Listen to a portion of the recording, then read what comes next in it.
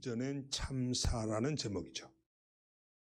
열정이 너무 넘치다 보니까 이 열정이 오히려 참사를 불러왔다 하는 겁니다.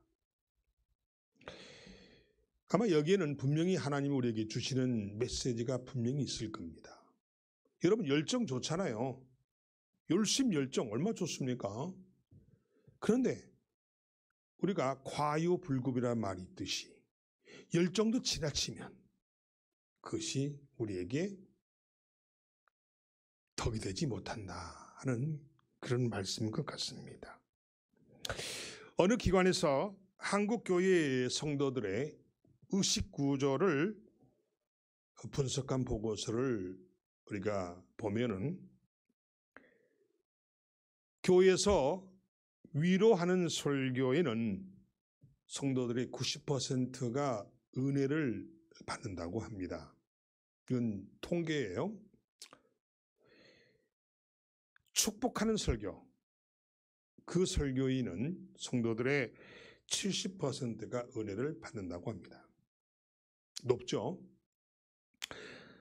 그리고 죄와 회개에 대한 설교는 성도들 가운데 30%만 은혜를 받는다는 거예요. 확 떨어졌죠? 그러니까 위로하고 축복하는 데에는 70%, 90% 높은 은혜를 받는다는 반응이 나왔는데 회개하고 죄에 대한 설교를 하면은 팍 떨어져 가지고 30% 이하로 되더라. 그리고 헌금과 헌신에 대한 설교를 했더니 이건 더 떨어지더라는 거예요. 약 10% 이하만이 은혜를 받았다라고 반응을 보였다라는 겁니다. 뭐 참 우리 교회하고는 좀 뭔가 어울리지 않는 그런 통계 결과입니다. 이건 설문을 해서 조사한 그런 보고서라고 하는데 이 보고서가 우리에게 과연 무엇을 말해주고 있을까요? 분명히 뭔가 메시지를 던져주고 있죠. 축복받고 그렇죠? 또 그리고 위로를 받는 그런 설교에는 70%, 80%, 90%가 은혜를 받았다고 하는데 정작 우리 그 기독교에서 중요한 이 우리 신앙에서 가장 중요한 가치 죄와 회개에 대한 설교를 하니까 30% 이하로 뚝 떨어지고 또 이 예배 공동체와 이 교회를 세워나가기 위한 헌금과 헌신에 대한 설교를 했더니 이것이 10% 이하로 팍 떨어지더라는 거예요. 이게 지금 한국교회 성도들의 실태라는 겁니다. 엄청난 메시지를 주고 있죠. 내 죄를 회개하고 하나님을 바로 알고 하나님을 바로 섬기면 즉 말씀대로 살기만 하면 복을 덤으로 주신다고 하는 그런 영적 원리를 그들이 깨닫지 못하고 아직도 많은 성도들은 복받는 것에만 관심이 있는 기복신앙에 많은 사람들이 붙잡혀 있다는 것입니다. 그래서 그들은 복받기 위해서 복을 받기 위해서 교회에 출석하는 성도들이 많다는 그런 이야기가 아닌가 싶습니다. 정말 안타깝죠? 기복적인 신앙. 교회에 나온 목적이 복받고 위로받고 그러기 위해서 교회에 나왔다는 거예요. 그래서 아까 말했잖아요. 70%, 80%, 90%가 복에 대한 설교, 위로에 대한 설교. 여기는 막 너무 은혜 받고 감사하는데 정작 내가 해야 할 그러한 죄에 대해서, 회개에 대해, 헌금에 대해서, 헌신에 대한 설교는 밑바닥을 치더라는 거죠. 바로 이 결과가 성도들이 복을 받기 위해서 교회에 출석한 것이 아닌가 하는 그런 기복적 신앙의 결과임을 우리에게 메시지로 던져주고 있는 조사라는 것입니다. 자, 오늘 본문으로 돌아가겠습니다. 사울왕 후임으로 이스라엘의 두 번째 왕이 된 다윗은 승승장구하는 그런 날들을 살아가고 있었습니다. 숙적 블레셋과의 계속되는 전쟁에서 승리함으로 나라가 안정이 되고 그리고 회복이 되고 다윗의 왕권은 굳건해져 갔다고 합니다. 이즈음 다윗은 엘리 제사장 당시 아벡 전투에서 블레셋과의 전쟁을 벌이죠. 그 아벡이라는 곳에서 블레셋과 전쟁을 하죠. 근데 그 전쟁에서 승리합니다. 사실 그 아벡 전투에서 이 블레셋과의 아벡 전투에서 이 블레셋이 거의 전멸되다시피 하죠. 없어지다시피 합니다. 대승을 거뒀다는 얘기죠. 그래서 이 다윗은 블레셋에게 빼앗겼던 그 땅도 다시 찾게 되고 또 그래서 기럇 여야림, 오늘 본문에서는 바알레유다 이렇게 써 있죠. 이 바알레유다가 유다의 유다, 즉 유다의 바알렛이다. 뭐 이런 뜻이라고 그래요. 그러니까 이 바알레란 뜻이 기럇 여아림이라는 뜻이란 겁니다. 그래서 기럇 여아림 거기에 있는 아비나답의 집에 약 20년 가까이 방치되었던 언약궤를 자기가 살고 있는 다윗성으로 옮기는 그런 계획을 세우고 3만 명이나 되는 거대한 인원을 동원해서 이 언약궤 운반을 시작을 합니다. 물론 이 언약궤가 거의 한 70여 년 동안 방치되었죠. 어떻게 방치되었습니까? 아벡 전투에서 처음에 블레셋에게 전쟁이 졌어요. 그래서 그때 이 언약궤를 블레셋이 탈취해가죠. 그런데 이 블레셋이 탈취해간 이 언약궤가 이 블레셋에 가 있는 동안에 그 언약궤 때문에 블레셋에 많은 환란이 닥칩니다. 그러니까 이 블레셋이 요게 뭔가 보물통인 줄 알고 가져왔더니 이것 때문에 골치 아픈 일이 자꾸 벌어지는 거예요. 그래서 얘들이 블레셋이 이것을 다시 내팽개쳐 버리죠. 그래서 그것이 오랜 세월 동안 방치되어 있다가 다시 다윗이 블레셋을 물리치고 나서 그 언약궤를 찾아오죠. 그 기간이 약 70년 된다고 합니다. 그동안 오랫동안 방치됐죠. 그러니까 다윗이 이 언약궤를 다윗성으로 예루살렘 즉 이스라엘의 다윗성으로 옮기려고 하기 그 전까지는 약 70년 동안 이 하나님의 언약궤가 방치가 되었었다라는 거예요. 그 중에 오늘 아비나답의 집에서 그 과정 70년 과정 동안에 아비나답의 집에서 20년 동안 있었다 그런 이야기예요. 그래서 아비나답의 집에서 이거를 이제 다윗성으로 옮기려는 계획을 다윗이 했다라는 것입니다. 여러분 언약궤가 뭐죠? 언약궤라는 것은 하나님의 임재를 상징합니다. 그 언약궤 안에 뭐가 들어있죠? 언약궤 안에가 아론의 쌍난 지팡이가 하나 들어있고, 그렇죠? 그리고 두 번째로 만나 한 오멜, 이 한 오멜이 어느 정도 양이냐면은 약 2.2리터라고 그래요. 우리 말로 말하면 우리식으로 말하면은 약 한 대 정도, 한 대 좀 더 되는 거겠죠. 2.2리터니까 그 정도의 그 만나가 들어있고, 그 담긴 항아리가 들어있고, 그리고 십계명 돌판이 2개가 그 안에 들어있었다고 합니다. 그 언약궤, 이 언약궤는 바로 말하면 이 언약궤가 하나님의 임재를 상징합니다. 그거를 지금 옮겨오겠다라는 그런 계획을 세웠다는 것이죠. 다윗은 정말 이 일을 오랫동안 준비했음을 본문을 통해서 알 수가 있습니다. 3절 5절의 말씀이죠.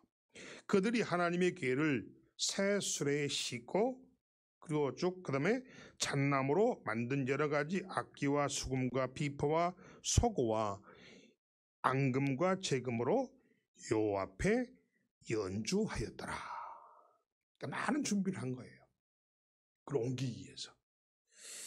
3만 명의 인원과 또 새 수레. 하나님의 언약궤는 반드시 새 수레로 옮겨야 됩니다. 쓰던 거 쓰면 안 돼요. 그래서 새 수레를 만들고 또 여러 가지 악기 등등을 준비한 걸 보니까 여기서 우리가 다윗의 정성과 열정이 고스란히 보이는 그런 내용이라는 것입니다. 자, 그런데 오늘 문제가 터집니다. 순조롭게 진행되던 이 언약궤 운반 작업이 문제를 일으켰다는 것이죠. 다시 말하면 사고가 뻥 터진 겁니다. 자, 6절 7절에 그런 내용이 나와 있죠.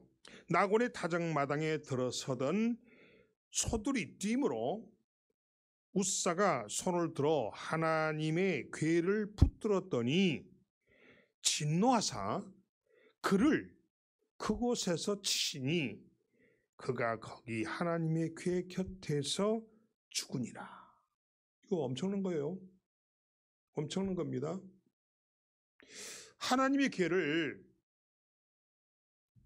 수레로 운반했었던가 봐요.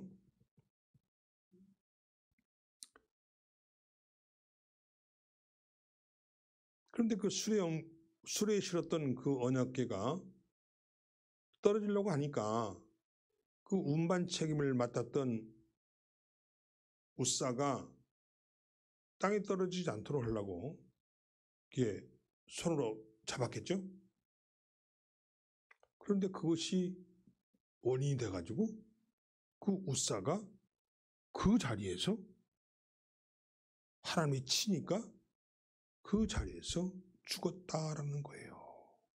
무시무시한 일입니다, 여러분. 자, 이런 사고가 발생했어요. 어찌된 영문인지 수레를 운반하던 소들이 뛰면서 언약궤가 흔들리자 언약궤를 운반하는 책임을 맡고 있는 웃사가 자기 책임을 다하기 위해서 언약궤 떨어지면 안 되니까 그 언약궤를 손으로 붙들었는데 그 자리에서 즉사했다는 거예요. 이거 기가 막히죠? 이해가 안 되죠, 여러분? 안 되죠? 자, 그것을 봤던 주변 사람들은 물론이고 이 사고 소식을 전해 들은 이 다윗도 크게 놀랍니다. 놀라죠. 지금 다윗의 명령에 의해서 지금 일이 진행되고 있잖아요. 그 보고를 받은 다윗도 엄청 놀라버려요. 두려워합니다. 자, 여러분, 이 사건을 가만히 보니까 도대체 웃사에게 이 언약궤를 운반하는 책임을 맡은 웃사에게 무슨 책임이 있나요? 웃사가 무엇이 잘못된 것입니까? 그가 무엇을 잘못한 거예요? 자기의 책임을 다하려고 언약궤가 땅으로 떨어지면 안 되니까 그걸 붙들었더니 그것 때문에 우사가 죽다니. 순식간에 이스라엘 전체가 공포에 휩싸이게 되고 누구도 그 언약궤 주변에 무서워서 접근하려고 하지도 않습니다. 결국 이 언약궤 운반 작업은 중단 위기에 이르게 됩니다. 이때 다윗의 반응이 본문에 나옵니다. 10절이죠. 다윗이 여호와의 궤를 옮겨 다윗성 자기에게로 메어 가기를 즐겨하지 아니하고, 이렇게 써 있어요. 그러니까 이 사고가 이거 이해가 안 간다는 거죠. 그리고 두렵다는 거죠. 아니 그 자리에서 우사가 즉사했어요. 그리고 왜 거기서 소가 뛰냐는 거예요. 왜 수레가 흔들리고 이 언약궤가 땅으로 떨어질 뻔했냐는 거예요. 근데 중요한 거는 그거를 안 떨어지게 하려고 붙잡았던 우사가 왜 그 자리에서 죽느냐는 거예요. 이것을 전해들은 다윗은 마음이 찝찝합니다. 두렵죠. 그래서 뭐라고 표현했습니까? 즐겨하지 아니하였다라고 말합니다. 그래서 결론은 뭐예요? 이 계획을 중단시키죠. 밀어냅니다. 자, 이 일을 주도한 것은 누굽니까? 지금 언약궤 운반 작업을 주도한 건 누구예요? 다윗이죠. 다윗이에요. 근데 그 주도한 자인 다윗이 이러한 태도를 보인다면은 백성들은 더 큰 공포에 떨게 될 것이라는 겁니다. 아니, 시킨 다윗이 저 정도니까 백성들은 얼마나 두렵겠어요. 그 주변에 가도 가지도 않으려고 그러더라. 왜? 그 옆에서 가면 우사가 죽었으니까. 다윗은 그 나라의 왕입니다. 위기 순간에 왕으로서의 최선의 지도력을 보여야 되는 것이 아닌가요, 여러분? 자신이 벌인 일을 수행하다가 자기 신하가 죽고 백성들이 공포로 떨고 있는데 지도자가 뒤로 밀려나는 태도를 보이는 것은 백성들에게 바람직하지 못한 행동이라는 것입니다. 겁쟁이죠, 어떻게 보면. 무책임하고. 자, 이런 사건을 봤을 때 평사의 다윗의 모습이 아니라는 겁니다. 아니에요. 완전히 비겁한 모습을 다윗이 보이더라는 겁니다. 그럼 다윗이 이렇게 소심하게 마음이 갑자기 변한 원인이 무엇일까요? 아니, 그럴 사람이 아닌데, 그럴 다윗이 아닌데 왜 이렇게 갑작스럽게 다윗이 돌변했을까요? 그래서 우리가 알아야 돼요. 아니, 그럴 사람이 아닌데 왜 그렇지? 아니, 다윗은 아주 그 당시에 유명한 왕이고 유명한 장군이었어요. 다윗이 하는 전쟁 다 승리했습니다. 그런 왕이에요. 근데 그런 왕이 왜 갑자기 이렇게 소심해지고 겁이 많아지고 그런 왕으로서의 보여서는 안 될 것을 백성들에게 보여주느냐는 거예요. 나곤의 타작마당에 들어선 소들이 뛰면서부터 이 사건이 시작된 겁니다. 아무도 소를 건들지 않았고, 그리고 또 돌뿌리에 그 수레가 걸린 것도 아닌데 왜 소들이 뛰었을까요? 이게 문제 해결 요소예요. 아니, 소를 사람들이 건드려서 소가 뛴 것도 아니고 수레 바퀴가 돌뿌리에 걸려서 그냥 이렇게 흔들거려서 소가 뛴 것도 아니고, 근데 왜 소가 뛰냐는 거예요. 이상하지 않습니까, 여러분? 이걸 잘 들으셔야 돼요, 이제. 왜 멀쩡한 상황에서 소가 뛰느냐는 거예요. 분명한 이유가 있을 텐데 그게 뭘까요? 사랑하는 성도 여러분, 언약궤는 살아계신 하나님의 모습이었습니다. 아멘. 이 언약궤가 살아계신 하나님의 모습입니다. 가만히 있던 소들이 뛴 것은 하나님이 움직이신 겁니다. 아멘. 움직이신 거예요. 하나님이 움직이시는데 소들이 어찌 놀라지 않겠습니까? 소들은 그걸 보았다는 거예요. 하나님이 움직이시는 것을 소들은 보았다는 거예요. 인간들은 못 봤지만 그걸 본 소들이 얼마나 놀랐겠어요. 그러니까 소를 누가 건드려서 그런 것이 아니고 또 수레바퀴가 돌불에 걸려서 심하게 흔들려서 소들이 뛴 게 아니라는 거예요. 하나님이 움직이시는 그 모습을 소들이 보았기 때문에 소들이 그 하나님을 보고 놀라서 뛰었다는 겁니다. 왜요? 언약궤는 살아계신 하나님을 상징하고 있기 때문입니다. 소들이 문제가 아니라, 소들에게 어떤 문제가 있는 것이 아니라 하나님께서 지금 하나님의 그 불편한 심정을 그들에게 드러내고 계신 겁니다. 언약궤를 운반하는 일에 책임을 지고 있던 웃사를 치신 것만 보더라도 하나님께서 이 언약궤를 움직이는 일에 대해 문제가 있음을 알라고 하신 겁니다.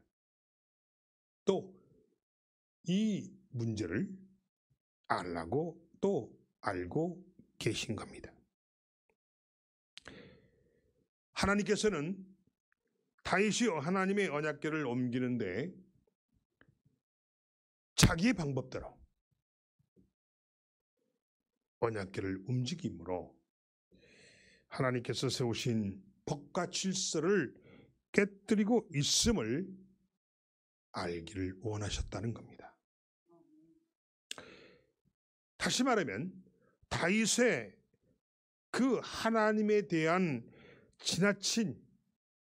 다윗의 지나친 열정이 하나님을 무시하고 있다라는 것을 경고하고 계신 거예요. 경고하신 거예요. 지금 다윗이 행하는 일이 문제가 있다 하는 것을 아무도 알지 못하고 있기 때문에 하나님께서 직접 움직이신다는 것을 알게 하신 겁니다. 6절이죠. 소들이 뛰므로 이는 하나님께서 더 이상 묵인할 수 없었다는 거예요. 그래서 하나님 직접 나타나신 거예요. 소들에게. 그걸 본 소들이 놀라 자빠져서 막 펄떡펄떡 뛰었다는 거죠. 그럼 소들이 뛰는 것을 통해서 하나님께서 경고하신 거예요. 소들이 무슨 일이 있었느냐? 살아계신 하나님이 움직이시는 것을 본 거예요. 그래서 그거를 소들로 하여금 보게 해서 뛰게 함으로 하나님께서 그들에게 사인을 보낸 겁니다. 이는 언약궤를 운반하는 일이 처음부터 문제였기 때문입니다. 뭐가 문제입니까? 잘 들어보세요. 문제가 분명히 있었습니다. 자, 민수기 4장 15절에 보면 이렇게 써 있어요. 성소의 모든 기구 덮는 일을 마치거든 고앗 자손들이 와서 맬 것이니라. 이 언약궤는요, 메고 가야 돼. 술에 싣는 게 아니야. 그 다음에 민수기 4장 19절에 그들이 지성물에 접근할 때 그들의 생명을 보존하고 죽지 않게 하기 위하여 이같이 하라. 어떻게? 이 아론과 그의 아들들이 들어가서 각 사람에게 그가 할 일과 그가 맬 것을 취하게 할지니라. 그들은 들어가서 잠시라도 성소를 보지 말라. 그들이 죽으리라. 이거 지금 민수기에 나와 있는 하나님의 명령이에요. 우사의 이런 행동을 통해서 다윗과 모두를 두렵게 하심으로 더 이상의 불법을 하나님께서 막으신 겁니다. 자, 6절에 우사가 손을 들어 하나님의 괴를 붙들더니, 자, 오늘 나온 본문이잖아요. 붙들더니, 이 말은 어떤 경우에도 언약궤는 손으로 붙잡을 수가 없습니다. 아멘. 절대 언약궤는 손으로 잡으면 안 돼요. 근데 아까 잡았다고 그랬잖아요. 수레에서 갑자기 소가 뛰니까 수레가 막 출출할 거 아니에요? 그 실었던 언약궤가 막 기우뚱 하다가 그냥 땅에 떨어질 것 같으니까 그 책임자인 우사가 따르면 안 되고 막 꽉 손으로 이렇게 잡았을 거 아니에요. 이 잡은 것이 원인이었다는 거예요. 하나님 뭐라고 명령하셨죠? 절대로 손으로 붙들지 말라고 그랬어요. 언약궤는 어깨에 매라고 그랬어요. 아멘. 그렇습니다. 자, 민수기서 4장 15절에 이렇게 써 있어요. 성물은 만지지 말라. 그들이 죽으리라. 절대 성물, 언약궤 성물이잖아요. 절대 성물은 만지지 말라라고 했어요. 근데 우사가 어떻게 했나요? 만졌잖아요. 떨어질까 봐. 왜? 자기가 책임지고 있기 때문에. 떨어지면 안 되니까. 그 어떤가요? 우사가 하는 행동 어떻게 우리 상처 본다면은 우리 생각 본다면 우사가 하는 행동이 이거 잘한 것 같아요. 최선을 다했잖아요. 그 언약궤가 술에서 땅으로 떨어지면 안 되잖아요. 안 되니까 그걸 막기 위해서 붙잡은 거, 막은 거 잘한 것 같아요. 이게 뭐죠? 이게 우리 방식이라는 거예요. 하나님은. 아멘. 이게 우리 방식이라는 거예요. 네 생각대로, 너의 생각대로 하지 말라는 거예요. 하나님의 명령과 하나님의 말씀대로, 하나님의 규칙대로 하라는 거예요. 하나님의 법대로만 하라는 거예요. 이게 굉장히 중요한 얘기입니다. 오늘 말씀의 제목이 뭐였어요? 열정이 빚어낸 참사라고 그랬잖아요. 우사가 술에 실린 언약궤가 땅으로 떨어질 것 같으니까 자기 책임을 다하려고 그걸 붙잡았잖아요. 근데 붙잡았던 우사가 그 자리에서 죽었어요. 참사가 났잖아요. 이게 굉장히 중요한 얘기입니다, 지금. 바로 이건 뭘 말해요? 인간적인 급한 마음이 하나님 법보다 우선될 수 없음을 우리에게 깨달으라는 겁니다. 인간의 급한 마음이 하나님의 법보다 절대 우선될 수 없다. 이걸 잘 깨달아라. 이 말이에요. 그 뭔 말인가요? 결론 뒤집어 말하면 우리의 생각보다 하나님의 법이 우선이라는 거예요. 어떤 상황이 주어지더라도 하나님 법보다 절대 우선해서 하면 안 된다는 거예요. 하나님보다 앞서지 말라는 거예요. 굉장히 중요한 얘기죠. 하나님의 생각보다, 하나님의 법보다, 하나님의 뜻보다 앞서지 말라는 겁니다. 근데 우리는 어때요? 그런 실수를 많이 저지릅니다.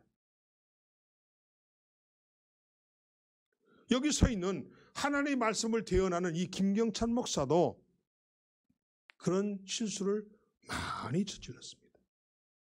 혼도 많이 났습니다. 그래서 사랑성도 여러분, 하나님이 세우신 법과 하나님이 세우신 질서는 어떤 경우에도 반드시 지켜져야 한다는 이 말씀을 오늘 이 웃사라는 사람의 죽음을 통해서 우리에게 보여주신 겁니다. 오히려 그 언약궤로 인해서 복받은 집도 있어요, 여러분. 그러니까 여러분, 이 언약궤가 이건 뭐 부정하고 재수 없고 이건 뭐 사람만 죽이고 하는 그런 게 아니라는 거예요. 그 사건이 자 들어보세요. 있습니다. 언약궤 때문에 어느 집안이 잘 돼요. 어떤 집인가 봅시다. 오벳 에돔과 그의 온 집이 복을 누리게 된 사건이 나옵니다. 뭐 때문에? 언약궤 때문에. 11절입니다. 여호와의 궤가 가드 사람 오벳 에돔의 집에 석 달을 있었는데 여호와께서 오벳 에돔과 그의 온 집에 복을 주시니라. 여러분, 그러니까 이 언약궤가 뭘 상징했죠? 하나님의 임재를 상징해요. 하나님이 살아계심을 상징해요. 그러면 이 언약궤를 어떻게 돼요? 우리가 언약궤를 어떻게 되겠어요? 잘 관리하고 잘 섬기고 잘 보관하고 해야 할 거 아니에요. 그러면 지금 오벳 에돔과 그의 집이 온통 복을 받았다는 이야기는 역설적으로 무슨 말일까요? 바로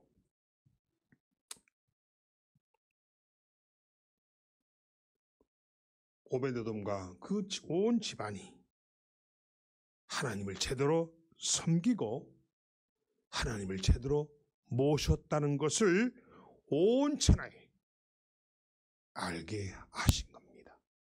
아멘. 굉장히 중요한 거예요. 하나님을 잘 섬기고 하나님을 잘 모시면은 복을 받더라. 그 복 받는 집이 바로 오벳 에돔이라는 사람의 집이다. 이걸 증거로 보여주셨잖아요. 그래서 이게 뭔 말인가요? 우리가 하나님을 바로 알고 우리가 하나님을 바로 섬기면 그 결과가 반드시 복으로 임한다는 사실을 알게 하신 거예요. 굉장히 중요합니다. 굉장히 중요해요. 늘 예수님 곁을 지키느라고 베드로도 자기 열심에 취해서 하나님의 일을 망치려고 했던 그런 사건이 있었죠. 마태복음 16장 21절에서 23절에 그 내용이 나옵니다. 어떤 내용이었죠? 그 내용을 요약하면은 고난을 받고 죽임을 당하고 제3일에 살아나야 할 것을 제자들에게 나타내신 그런 사건이죠. 자, 그럴 때 베드로가 어떻게 했나요? 베드로가 예수님을 붙들고 그리 마옵소서. 뭔 말이에요? 내가 가서 죽게 된다. 그리고 내가 다시 부활한다. 뭐 이런 이야기를 하셨을 거예요. 그 말을 들은 베드로가 뭐라 그래요? 예수님, 그러면 안 됩니다. 그리 마옵소서. 그걸 막았다는 거예요. 베드로가. 여러분, 베드로가 누굽니까? 예수님이 아주 첫 번째 제자 아닙니까? 아주 열정적으로 스승을 섬기고 일을 했던 그런 제자 아니에요? 그 베드로도 열정이 넘쳤던 그런 제자입니다. 그런데 그 제자가 예수님을 가로막습니다. 그리 하지 말라고. 예? 그때 뭐라고 합니까? 예수님이 사탄아 내 뒤로 물러가라. 베드로를 사탄이라고 불러요. 예? 너는 나를 넘어지게 하는 자로다. 내가 하나님의 일을 생각하지 아니하고, 그러니까 예수님이 그렇게 하시는 것이, 하시는 모든 일의 과정이 하나님의 일이라는 거예요. 그냥 예수님이 십자가에 죽으신 것도 아니고 그냥 예수님이 3일 만에 부활하신다는 것도 아니라는 거예요. 그것이 바로 하나님이 세우신 계획이라는 거예요. 그 일을 하기 위해서 그 하나님의 일을 하시기 위해서 예수님이 이 땅에 인간의 몸을 입고 오셨다는 거예요. 근데 그 일을 하시겠다는데 베드로가 안 된다고. 왜 스승이 죽습니까? 왜 스승이 죽어요? 안 돼요. 죽으시면 안 돼요. 그런 일 하지 마세요. 이러고 막았다는 거예요. 그랬더니 예수님이 뭐라고 하셨다고요? 너는 하나님의 일을 생각하지 아니하고 네 일, 사람의 일만을 사람의 일을 생각한다고 꾸짖으신 거예요. 그러니까 우리가 이 말은 무슨 말이에요? 우리가 주의 일을 한다고 하나님 일을 한다고 열심에 열정에 좋다 이거예요. 그러나 혹시라도 하나님의 일을 한다고 하면서 내 일을 하지 않느냐 하는 것을 돌아보라는 거예요. 오늘 본문은 베드로는 바로 그런 일이에요. 자기를 하는 거죠. 자기 일을. 말은 주님의 일을 하고 말은 주님의 배 순종하고 충성을 단도하지만 실제 돌아보니까 자기 일을 하고 있더라는 거예요. 요즘 세상에서 이런 말 많이 하잖아요.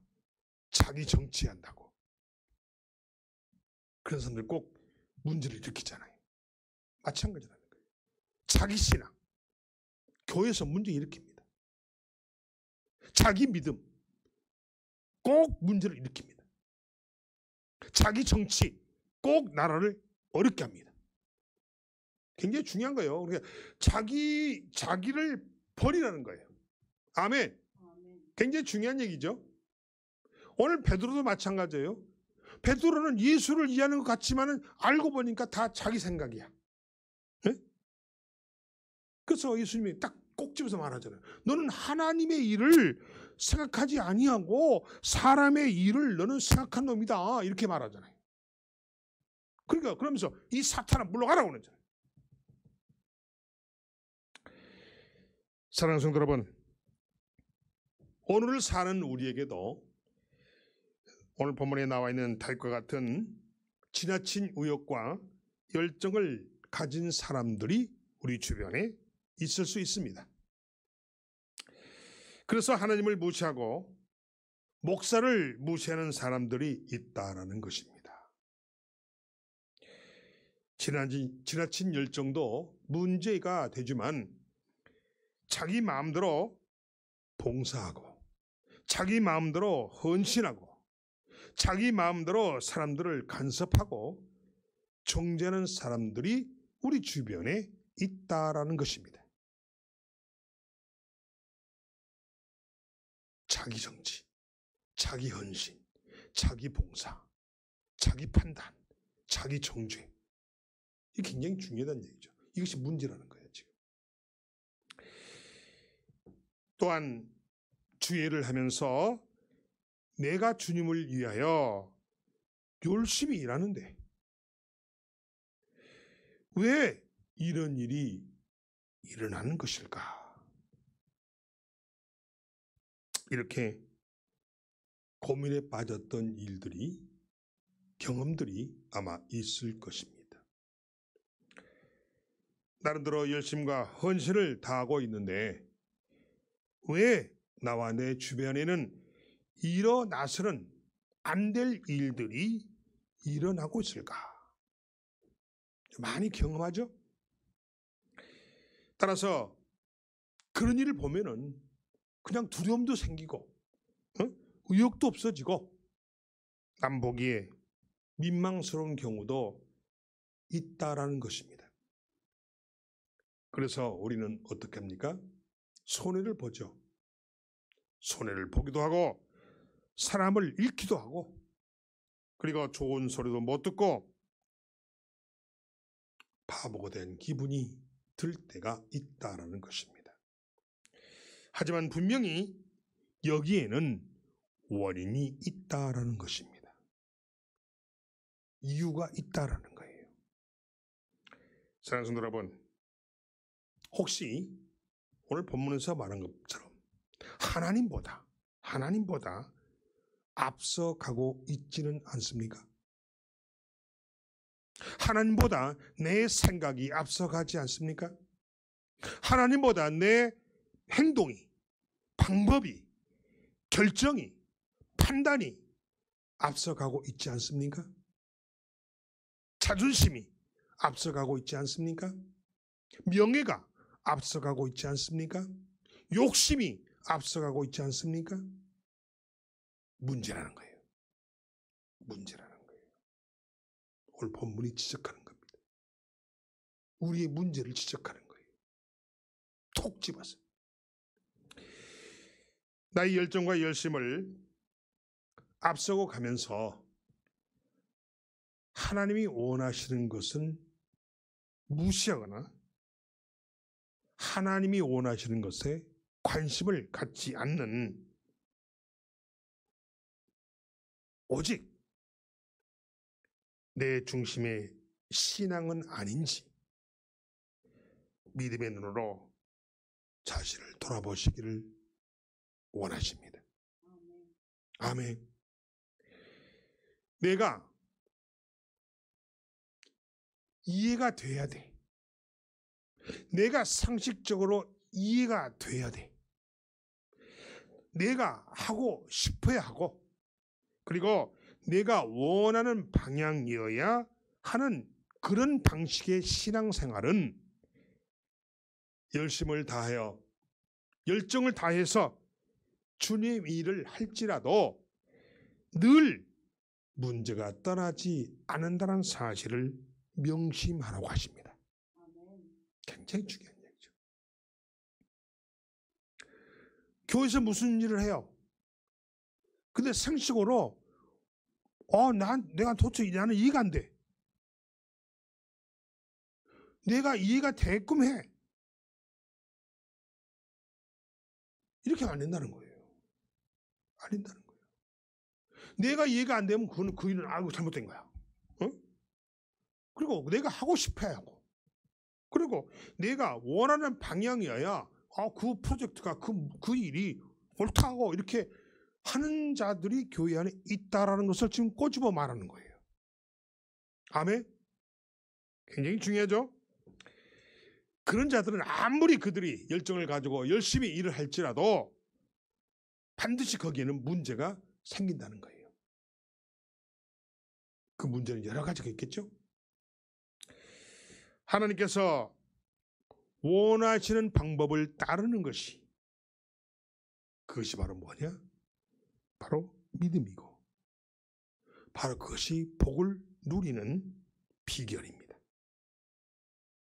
하나님이 원하시는 것을 따르고 하나님이 원하는 것을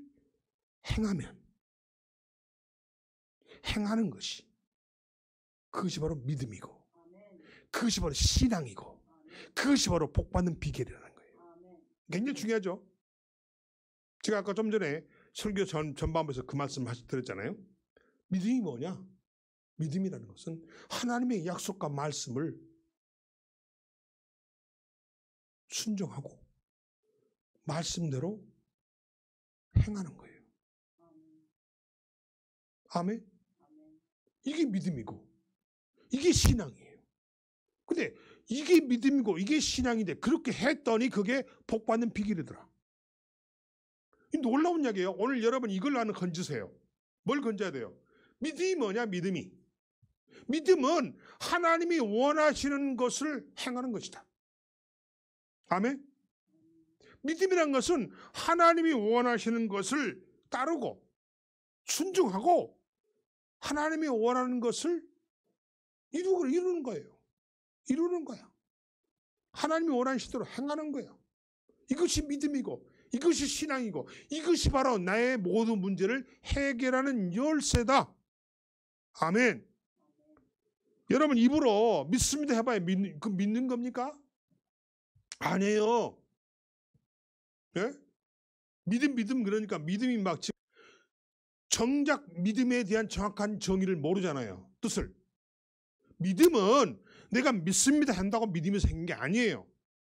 믿음은 뭐예요? 믿음이라는 것은 하나님의 뜻대로 따르는 거예요.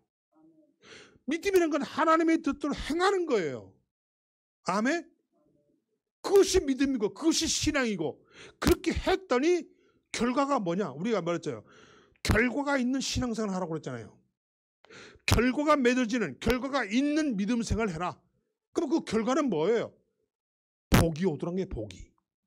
여러분이 그 좋아하는 복이 오더라는 거예요. 그게 복받는 비결이라는 거예요, 여러분. 오늘 설교에서 여러분이 정말 이거 건지세요. 믿음이 뭔가? 신앙생활이 뭔가? 신앙이 뭔가? 바로 신앙이 뭐예요? 하나님께서 원하는 대로 하는 것이 믿음이고 하나님께서 원하시는 대로 하는 것이 신앙이고 그렇게 했더니 그것이 바로 비결에 복받는 비결이라는 거예요. 복받는 비결이 열쇠라는 거예요. 굉장히 중요하죠. 그런데 하나님이 원하시는 방법은요, 예? 이미 우리에게 주어졌습니다. 하나님이 원하시는 방법은 이미 주어졌어요. 여러분 그럴 거예요. 아니 그러면 나 그렇게 하고 싶어요. 복만 받는다면 해야죠. 당연히 해야죠. 근데 그 방법이 뭐예요? 그렇게도 질문해. 그런데 여러분 하나님이 원하시는 방법은 이미 우리에게 이미 여러분에게 주어졌습니다. 주어졌어요. 관심이 없거나 무시했거나 잊고 있었다면 다시 돌아가야 합니다. 돌아가야 해요. 역대상 15장 13절에 이렇게 말하고 있어요.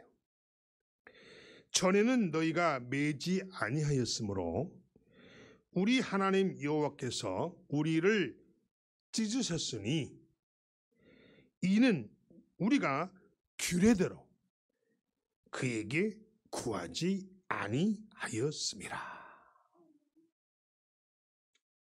뭔 말인가요? 하나님이 원하시는 대로 하나님이 원하시는 것을 그대로 따르는 거예요. 아멘. 아멘. 하나님께서 그래서 원하시는 대로 하는 것이 믿음이고 하나님께서 원하신 대로 하는 것이 신앙이라는 겁니다. 아멘. 신앙생활을 잘한다는 게 무슨 뜻인가요, 그러면? 자, 나는 신앙생활 잘하고 있어. 그럼 그건 무슨 말이죠? 교회에 열심히 성경책 들고 왔다 갔다 하는 것이 신앙생활 잘하는 게 아니라는 거예요, 여러분. 그 내용이 중요하죠, 내용이. 그럼 신앙생활 잘한다는 게 무슨 말이에요? 하나님이 원하시는 것을 내가 잘 따르고 있다는 것이죠. 아멘. 그래서 삶 속에서 하나님이 원하시는 것을 내가 삶 속에서 실천하고 있다는 것이 신앙생활을 잘 하고 있다는 뜻이에요. 굉장히 중요합니다, 여러분. 오늘 진짜 수지 맞은 날이에요. 수지 맞는 날이네. 네? 12월 첫 번째 주일날 이 예배 설교, 하나님의 말씀이 여러분의 정말 수지 맞는 말씀이에요. 굉장히 중요하죠. 그분의 규례와 그분의 뜻이 우선되어야 한다는 뜻입니다. 교회는 하나님이 원하시는 것을 그리고 하나님의 방법대로 이루어 드리는 곳이 바로 교회입니다. 아멘. 하나님 중심의 신앙을 다시 세우시기 바랍니다. 내 중심이 아니라 하나님 중심의 신앙을 세우라는 거예요. 오늘 이 문제가 사건이 왜 터졌습니까? 왜 그 언약궤를 운반하다가 이 집 난리가 났어요? 하나님의 명령과 하나님의 말씀과 하나님의 규례와 하나님의 뜻을 어겼잖아요. 하나님이 마음의 중심이 아니었잖아요. 그 중심이 뭐였어요? 인간의 생각이고 인간의 뜻이었잖아요. 아멘. 오늘 그런 이야기예요. 하나님 중심으로 너의 신앙, 여러분의 신앙을 바꾸라는 거예요. 하나님 중심의 신앙을 다시 세우라는 거예요. 우리 자신의 신앙이 아니라 여러분 중심의 신앙이 아니라 하나님 중심의 신앙을 다시 바로 세우라고 말씀하십니다. 역대상 15장 26절에 이렇게 말하고 있어요. 하나님이 여호와의 언약궤를 맨 레인들을 도우셨으므로. 기도하겠습니다. 하나님 감사합니다.